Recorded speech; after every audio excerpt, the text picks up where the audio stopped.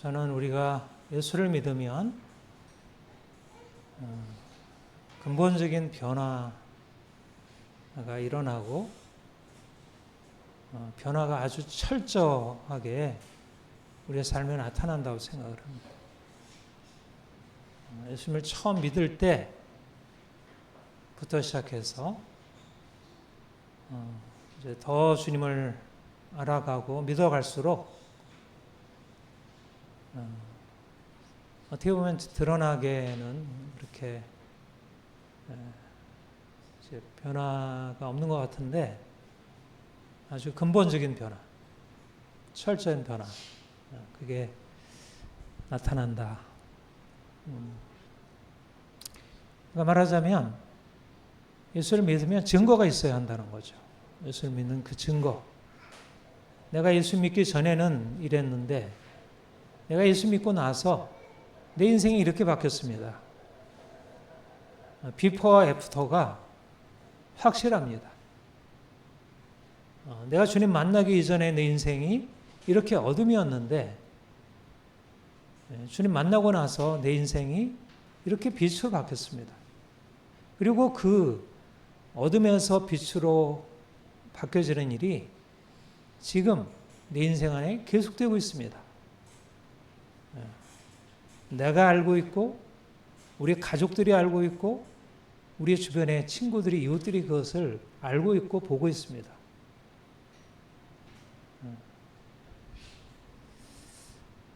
하나님은 보이지 않고 하나님이 우리에게 하시는 일은 드러나게 보이는 일들이 아니지만 그러나 마치 우리 씨가 심겨지고 땅에서 식물이 자라서 잎이 피고 꽃이 피고 열매를 맺는 과정들이 안 보여도 명백하게 그 생명이 보이지 않는 생명이 보이는 실제적인 결과로 나타나죠.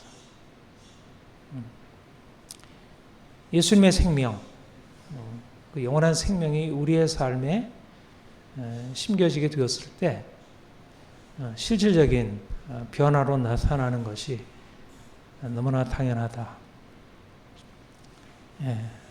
그렇죠?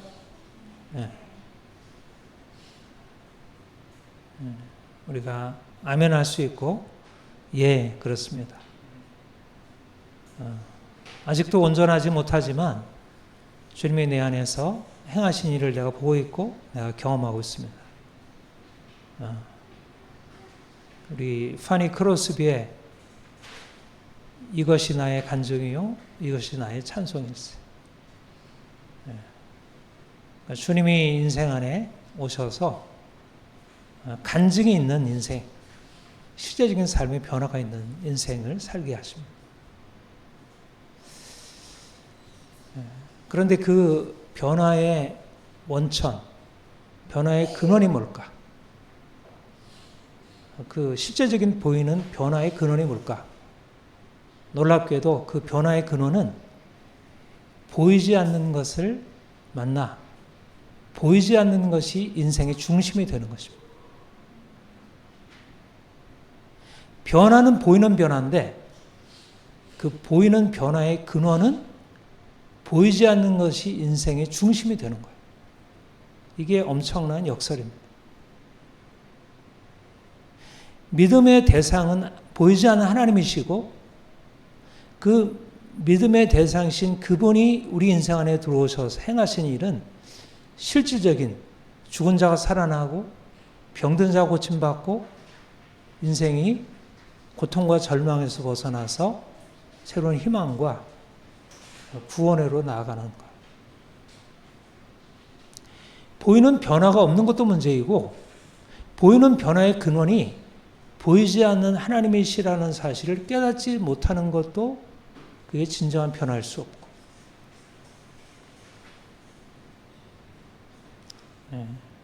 이해가 되시죠? 보이는 변화가 일어나는데 그 변화의 근원이 보이는 게 아니라는 거예요. 누가 나에게 돈을 많이 줘가지고 내가 좋은 차 사고 좋은 집 사고 내가 가고 싶은 곳 가서 여행하고 즐겁게 내 인생 보내고 그거는 충분히 이해할 수 있는 일이잖아요. 그런데 우리가 주님을 알고 주님을 믿게 되면서 우리 안에 일어나는 것은 우리의 변화를 설명할 수 없는 그 근원이 우리의 삶에 시작이 되었고 그게 역사되고 있다.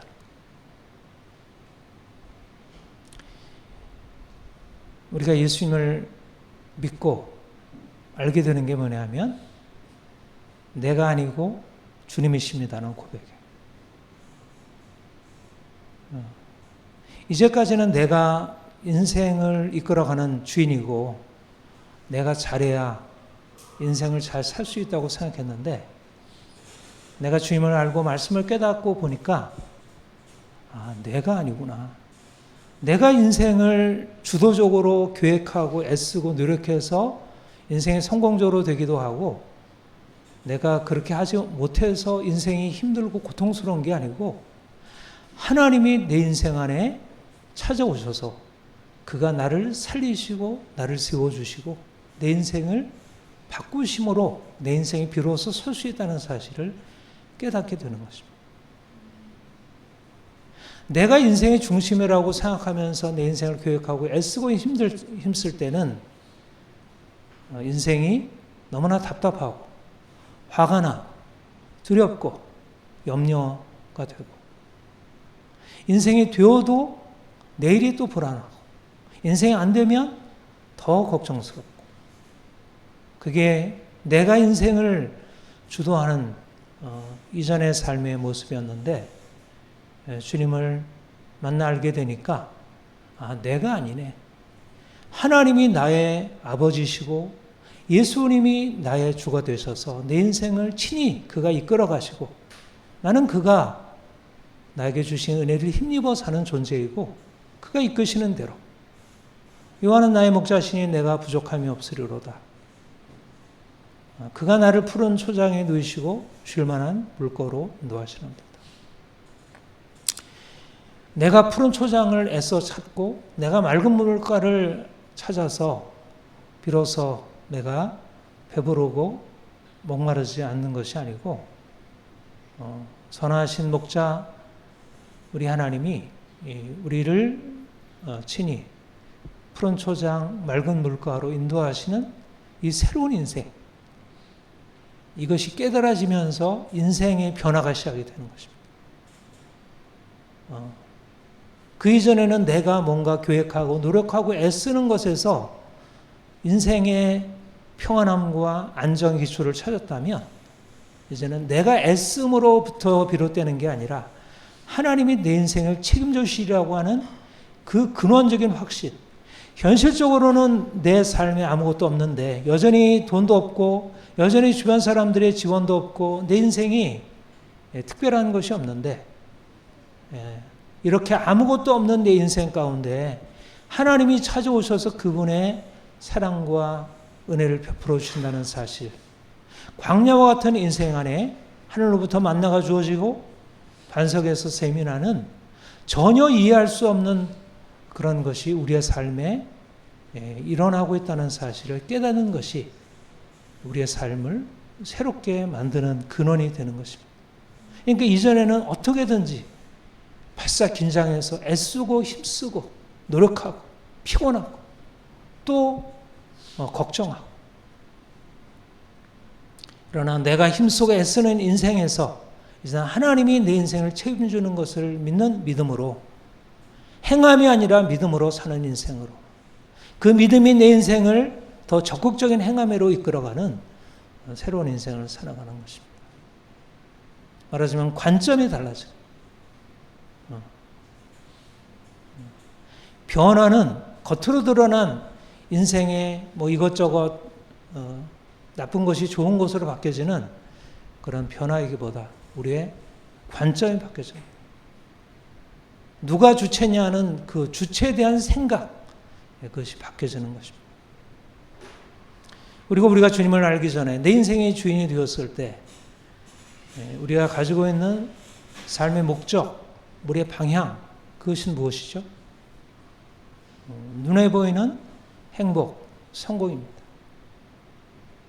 이거는 옛날 사람들이나 동서고금을 막론하고 모든 사람들이 가지고 있는 공통된 것이, 보이는 것이 인생의 중심이고 인생의 목적이고 인생의 방향성이에요. 돈이 있는 사람들 보면 야, 참 저 사람 좋겠다. 내가 돈이 없으면 야, 인생 너무 힘들다.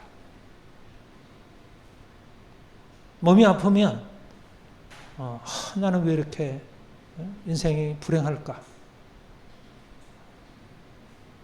주변 사람들이 나를 바라보고 칭찬하고 인정해주면 인생이 되는 것 같고, 주변 사람들이 나를 이렇게 저렇게 공격하고 비난하면 인생이 너무 우울하고,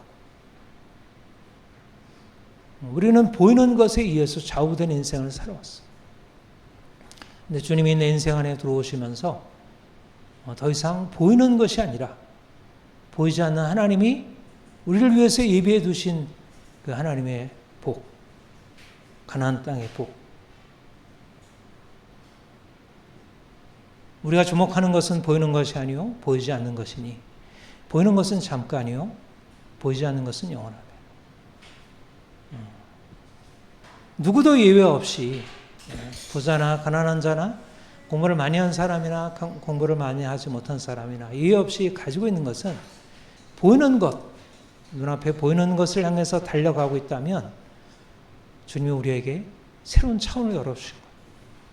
눈에 보이는 당장의 즐거움과 행복과 만족이 아니라 그것을 넘어서, 당장에는 고통이 되어도, 당장에는 슬픔이 있지만, 여러 가지 아픔이 있고 고통이 있지만, 그러나 그것을 넘어서 하나님이 약속하신 것을 향해서 나아가는 그러한 새로운 관점이 열리게 되는 것이에요.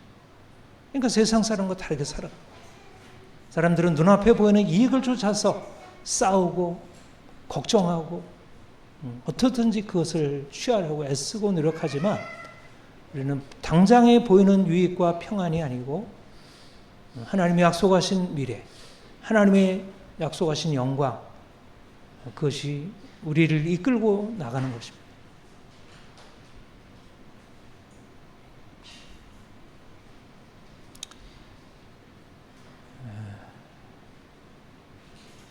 우리가 주님 만난 이후에 주님이 우리 인생의 주인 되시고, 우리의 소망은 이 땅의 행복과 평안이 아니라 하나님 나라의 영광이라는 사실을 이미 말씀하셨고 이것을 비추셨지만 그게 너무 희미해서 자꾸 놓치게 되잖아요.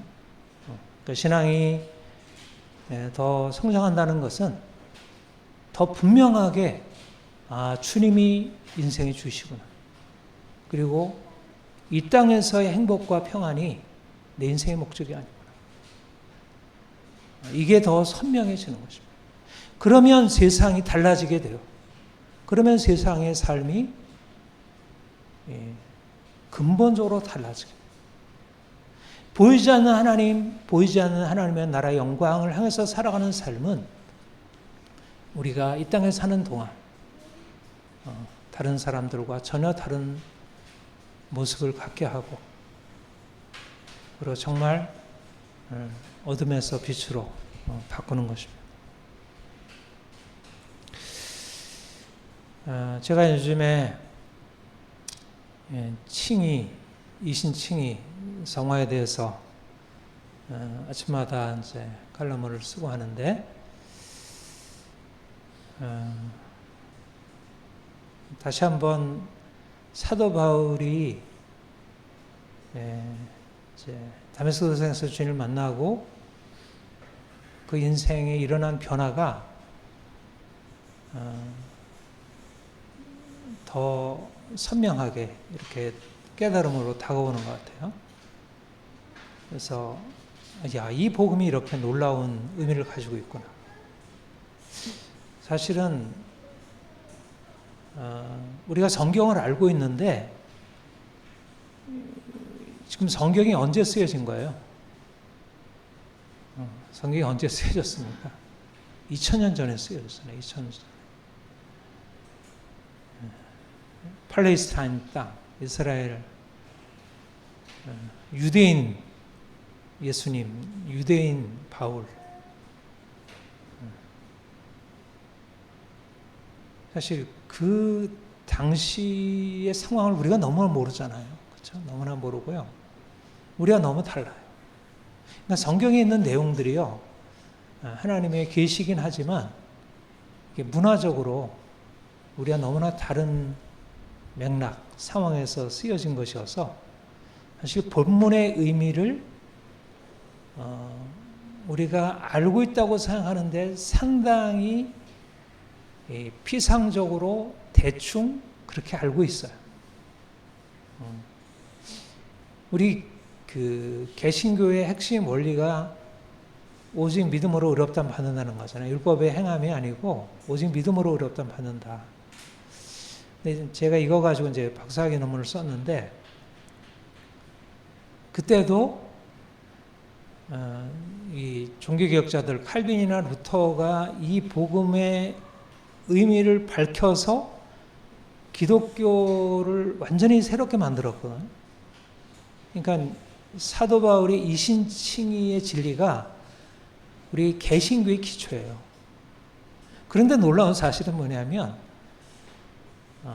제가 연구했고 또 요즘에 이제 많이 논의되는 그런 이제 이 바울에 대한 연구에서 드러난 것은 뭐냐면 루터나 칼빈이 본문을 해석하는 데 있어서 본문 그 자체의 맥락에서 해석을 한 게 아니고 당시에 종교개혁 당시 캐톨릭의 공로 사상에 반대해서 이제 이게 성경을 보다 보니까 성경의 굉장히 중요한 진리를 분명히 회복한 것은 사실이지만 그러나 본래적으로 바울이 얘기하고자 했던 것과는 초점이 상당히 바뀌어졌다는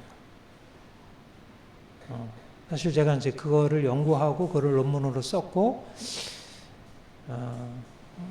이제 요즘에 다시 이것에 대해서 생각하면서 이게 그게 그 신학 전공하는 사람들에야 그게 중요한 문제지만 우리 평신도들에게 일반 성도들에게 이게 무슨 상관이냐? 어떻게 상관이 없겠어요? 성경인데 성경이 우리의 삶의 가장 중요한 중심인데 어떻게 상관이 없겠어요? 그러니까는 사실은 이 사도 바울이 율법의 행위가 아니라 오직 믿음으로 의롭다함 받는다는 것을 말할 때 그것이 무엇을 의미했는지를 살피는 것은 너무 중요하다고 생각합니다. 앞으로도 계속 좀 말씀을 살피도록 하고요.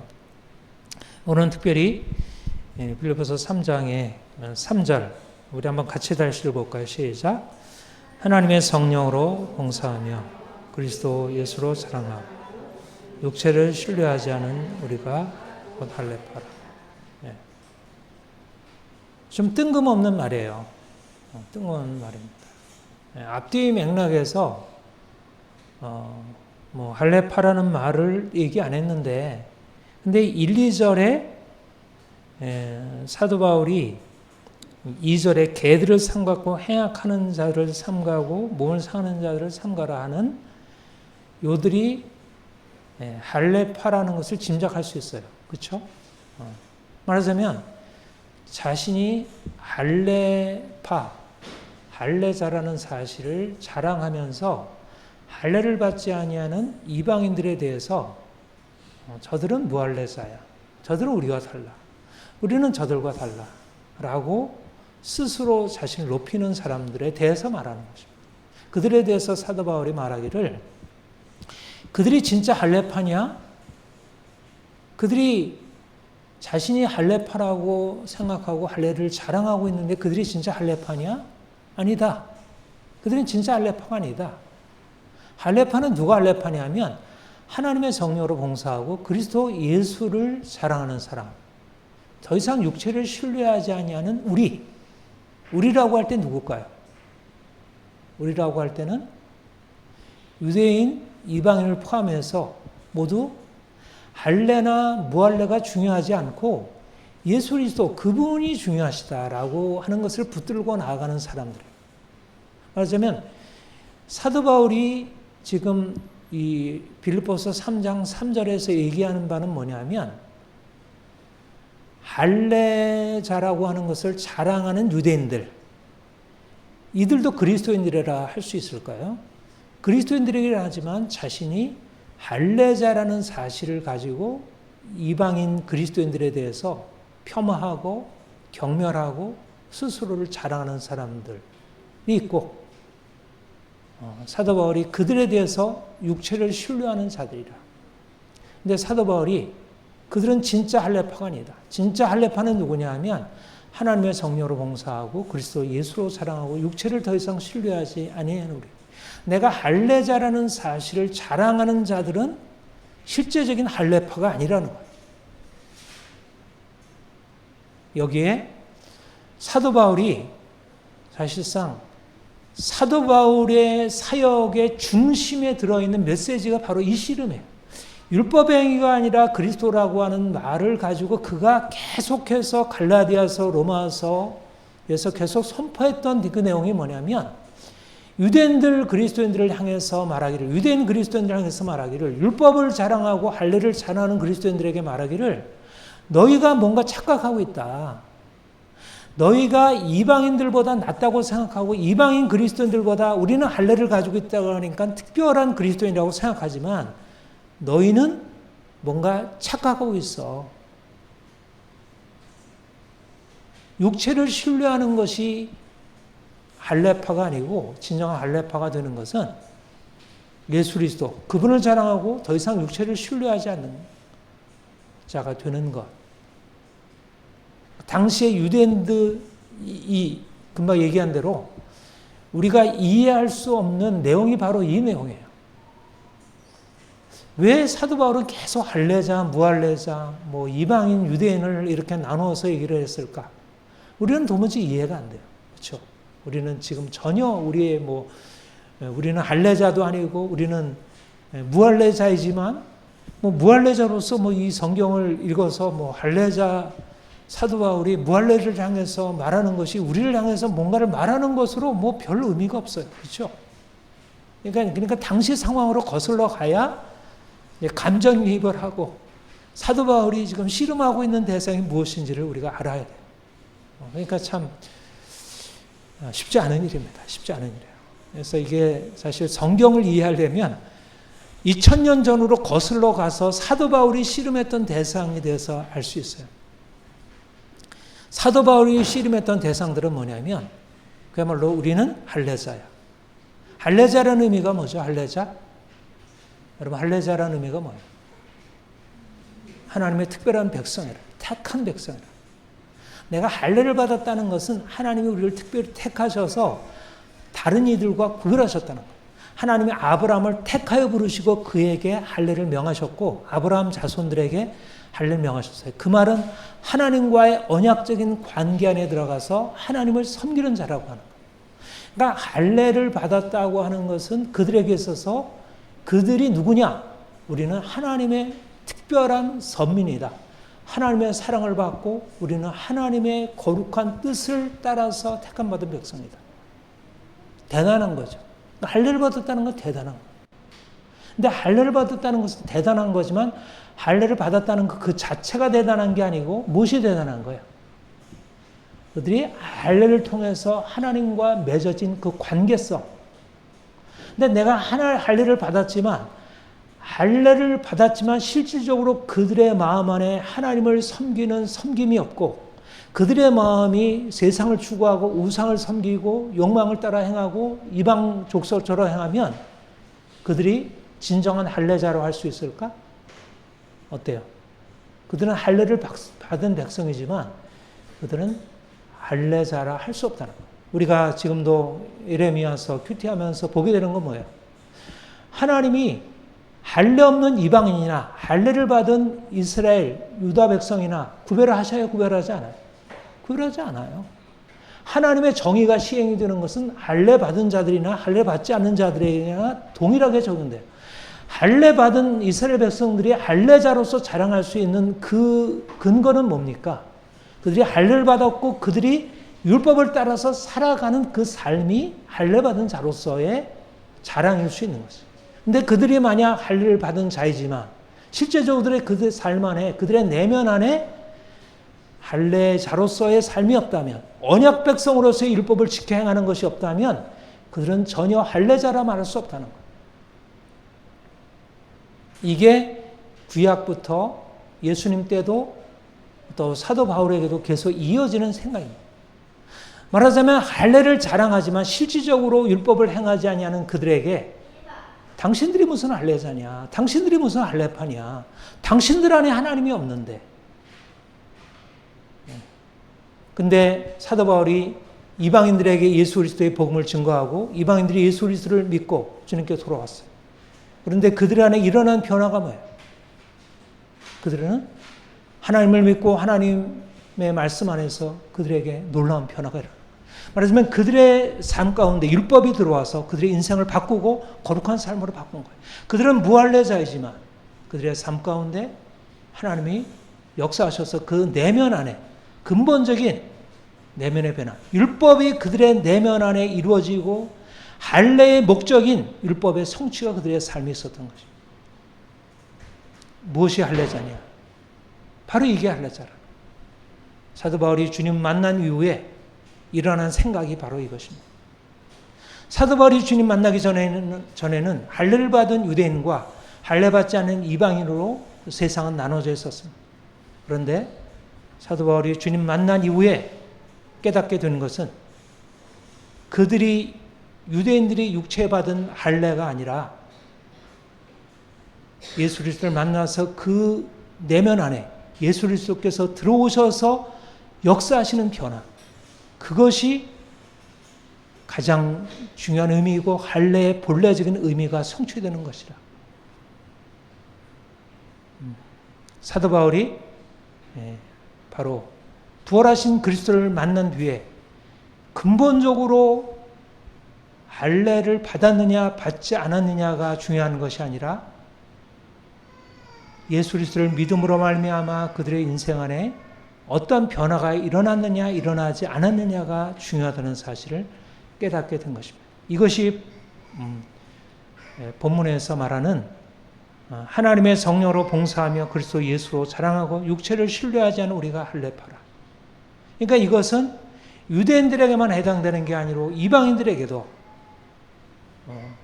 예수 그리스도를 만나서 내가 이전에 행하던 삶에서 벗어나서 내가 새로운 삶으로 변화되었다면 그들이 그리스도 안에서 할례를 받은 자들이고 그들은 이면적 할례자이고 그들은 이미 하나님의 언약적인 축복 안에 들어가 있는 사람이라는 것입니다. 사도 바울이 4절에 그렇게 고백을 해요. 우리 4절, 5절, 6절 우리 같이 한번 읽어보겠습니다. 시작. 그러나 나도 육체를 신뢰할 만하며 만일 누구든지 다른 이가 육체를 신뢰할 것이 있는 줄로 생각하면 나는 더욱 그러하리니 나는 8일 만에 할례를 받고 이스라엘의 족속이요 베냐민 지파요 히브리인 중에 히브리인이요 율법으로는 바리새인이요 열심으로는 교회를 박해하고 율법에로는 의미 없는 자로다. 이게 사도 바울이 주님 만나기 전에 자신을 할례자로, 할례파로 인식하고 있을 때의 그의 삶의 방식이었어요. 그는 그것이 그의 자랑이었고 신뢰였어요. 그런데 그가 어떻게 되었어요? 7절, 8절, 9절 같이 한 건 다시 읽겠습니다. 시작. 그러나 무엇이든지 내게 유익하다는 것을 내가 그리스도를 위하여 다 해로울 뿐더러 또한 모든 것을 해로 여김은 내 주 그리스도를 아는 지식이 가장 고사함이 때라.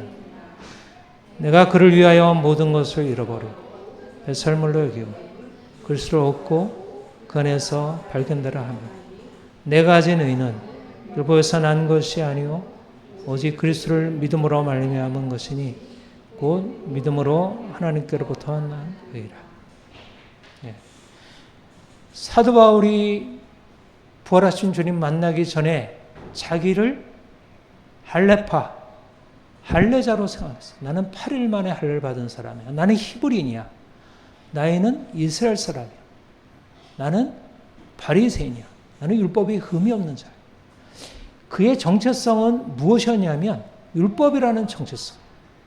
그는 율법 안에서 최고의 지위에 오른 엘리트였어요. 율법은 모든 다른 어떤 철학이나 종교보다 가장 높은 최고의 경지를 하나님께서 직접적으로 계시하셔서 가르쳐 주온 것이었고, 유대인들은 그것을 추구한 사람들이고 그 안에서 다른 민족, 다른 어떤 사람들이 오르지 못한 최고의 경지에 올랐고, 사도 바울은 그 최고의 경지를 올라서 스스로 자랑할 것이 있는 사람이었어요.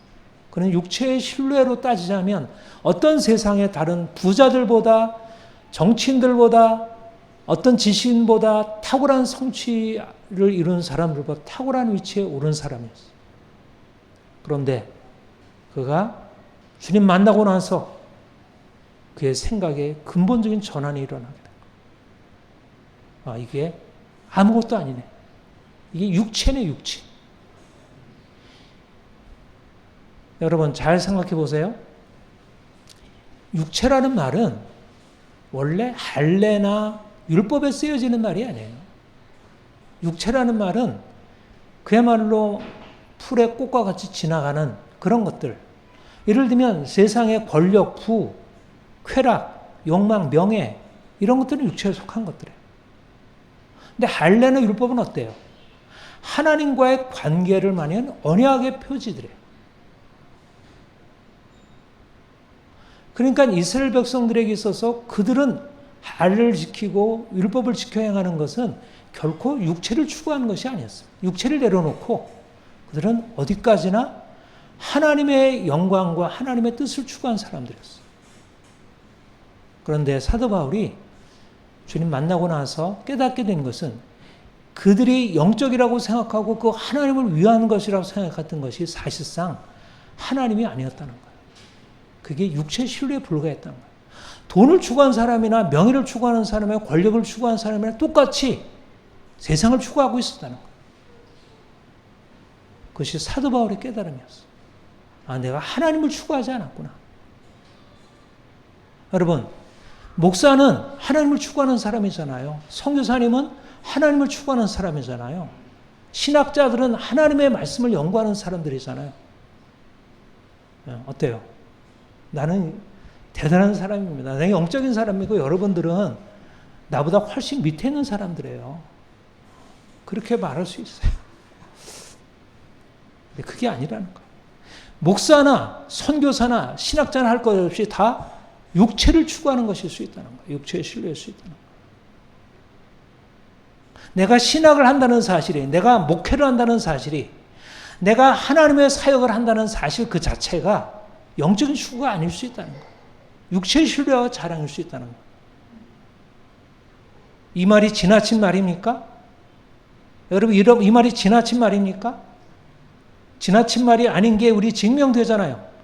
목사님들인데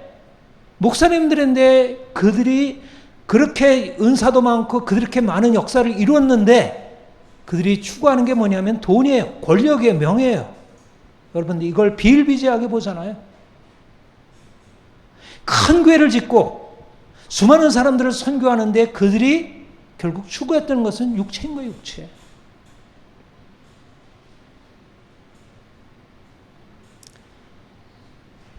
유대인들이 그들의 말씀을 들고 할례를 지켜 행하고 안식일을 철저히 지키고 음식을 철저히 구별하고 이방인들과 교제를 금하고 그들이 거룩한 백성이라고 했지만 그들의 안에는 실제적으로 하나님이 없었다는 거예요.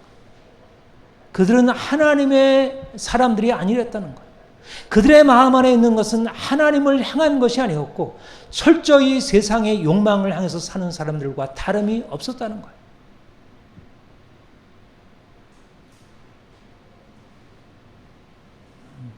사도 바울이 할례가 아니라 오직 예수 그리스도를 믿는 믿음이라고 하는 것은 바로 이것을 말하는 것입니다. 이제까지 내가 알고 있었던 모든 육체가 아무것도 아니었던, 내가 자랑하던 모든 것들이 너무나 형편없다는 것. 내가 육체를 붙들고 살아왔다는 거.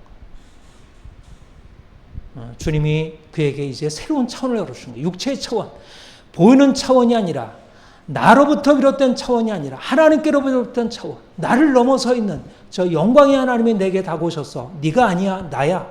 인생의 주인은 네가 아니고 나야. 너는 이제까지 나를 위해서 한다고 했지만 나를 위해서 한 게 아니라 너를 위해서 한 거야. 사도 바울이 이걸 깨닫게 된 거예요. 하나님 앞에 완전히 꼬꾸라진 거죠. 자기가 이제까지 붙들고 있었던 모든 자랑이 얼마나 보잘것없는 것이고 형편없는 것인지를 그가 깨닫게 된 거예요. 아무것도 아닙니다. 할례가 아무것도 아닙니다. 내가 이제까지 자랑하던 모든 것들이 아무것도 아닙니다. 오직 예수 그리스도 당신뿐입니다. 당신의 이름이 존귀케 되는 것이 내 삶의 전부입니다. 이것이 사도 바울이 주님 만난 이후에 일어난 변화예요. 그가 이전에 행하던 율법을 계속 붙들고 있었고 그가 율법에 따라 행하고 있었지만 그 의미가 달라져 버려요. 그 이전에는 그 율법이, 그 모든 율법의 행위들이 자신을 위한 것이었다면 이제는 그 율법이 철저하게 그리스도, 그분이 자기 자신을 나타내시는 그런 것이 되는 것입니다. 정체성이 새롭게 바뀌어지는 거예요. 우리가 주님 만나서 일어난 변화가 뭘까요? 육체, 나, 세상. 이것이 인생의 정체성이었어요.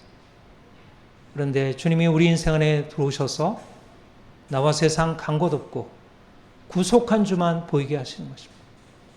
예수 그리스도 그분이 삶의 중심이 되시고 나는 죽고 주님이 내 안에 사시고 세상은 나에게 중요한 목표가 아니고 예수 그리스도 그분의 이름이 나의 삶의 목표가 되는 것. 나는 누구입니까? 나는 할례자가 아니고 나는 예수 그리스도인인 것입니다. 나는 누구입니까? 나는 유대인이 아니고 나는 그리스도인인 거예요. 나는 헬라인이 아니고 나는 지혜자가 아니고 나는 그리스도인인 거예요. 나는 목사가 아니고 그리스도인인 거예요. 나는 선교사가 아니고 나는 그리스도인인 거예요. 나는 예수 그리스도께 속한 사람이고 내 이름을 통해서 그리스도가 증거되어야 내가 목사라는 사실이, 내가 선교사라는 사실이, 내가 신학자라는 사실이 의미가 있는 거예요. 내 삶의 의미는 예수 그리스도가 나타나야 의미가 있는 것이지 내 삶에 예수 그리스도는 빠지고 내가 드러난다면 그게 무슨 의미가 있겠어?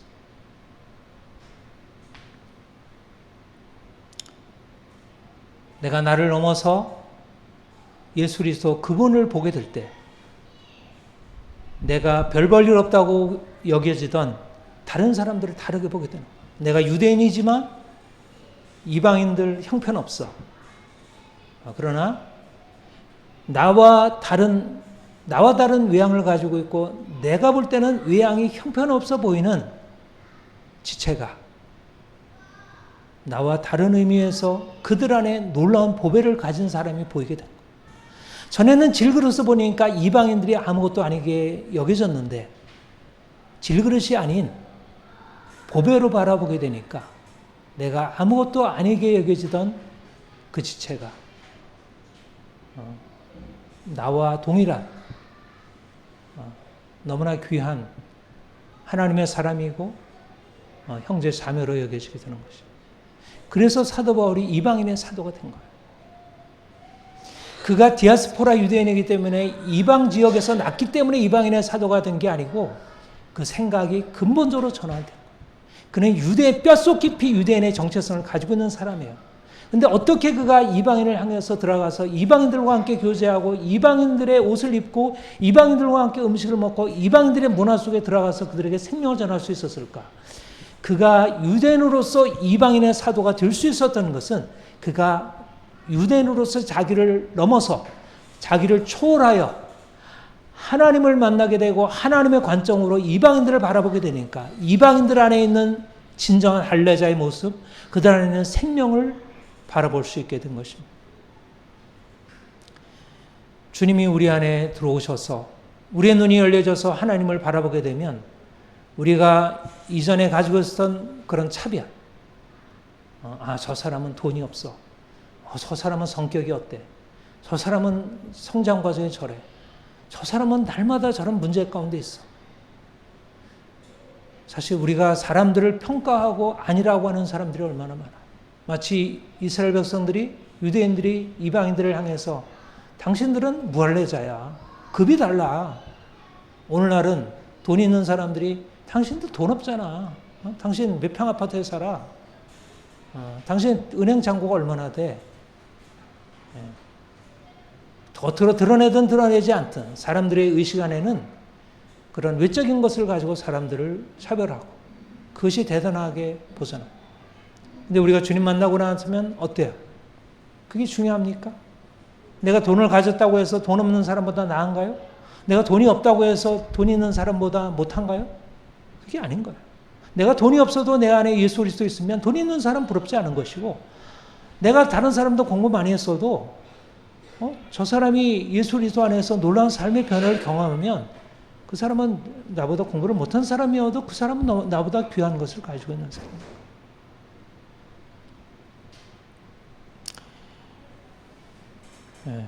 중요한 것은 예수 그리스도,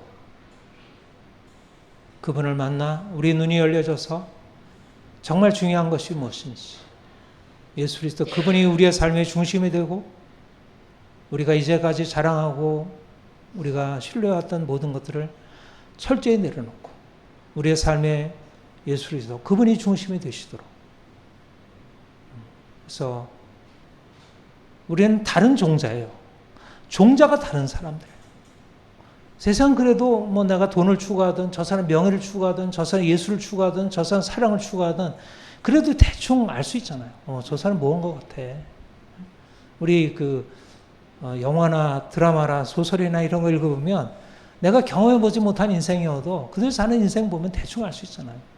근데 그리스도는 종자가 다른 사람이에요. 종자가 이해가 안 되는 사람들. 어떻게 저렇게 살아갈 수가 있을까 하는 것이 그리스도인들이에요. 주님이 우리 안에 새로운 일을 시작하셨습니다.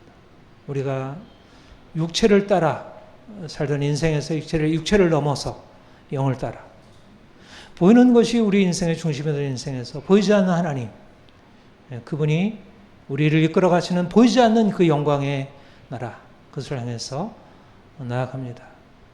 세상이 우리를 다 이해하지 못하고 당연히 여러 가지 아픔과 싸움이 있겠지만, 그러나 주님이 우리에게 주신 이 놀라운 새로운 그리스도인이라는 새로운 정체성, 그것이 우리의 삶에 더 온전하게 나타나기를 소망합니다. 기도하겠습니다. 하나님 아버지,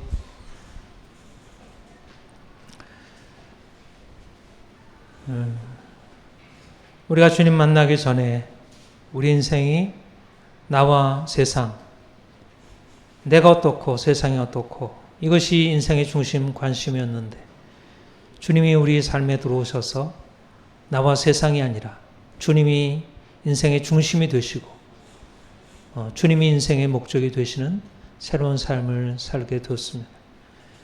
주님, 여전히 우리의 삶 가운데 육체가 너무나 큰 의미를 차지하고 있고 여전히 우리 인생을 끌고 있음을 보게 됩니다. 우리의 눈 열어서 영광의 주님 보게 하시고 주께서 이끄시는 그 영광으로 힘있게 달려가게 하옵소서. 사람들이 우리를 어떻게 바라보고 어떻게 인정하고 칭찬하든지 그것이 우리의 삶을 좌우하지 않게 하시고, 사람들이 우리를 비난하고 사람들이 우리를 소외시키고 하는 것이 우리를 좌우하지 아니하도록 날마다 주께서 우리의 삶을 이끌으시고 우리의 삶을 주관하시도록 우리를 온전히 주님께 맡기는 인생 살게 하옵소서. 감사합니다. 예수님의 이름으로 기도합니다. 아멘.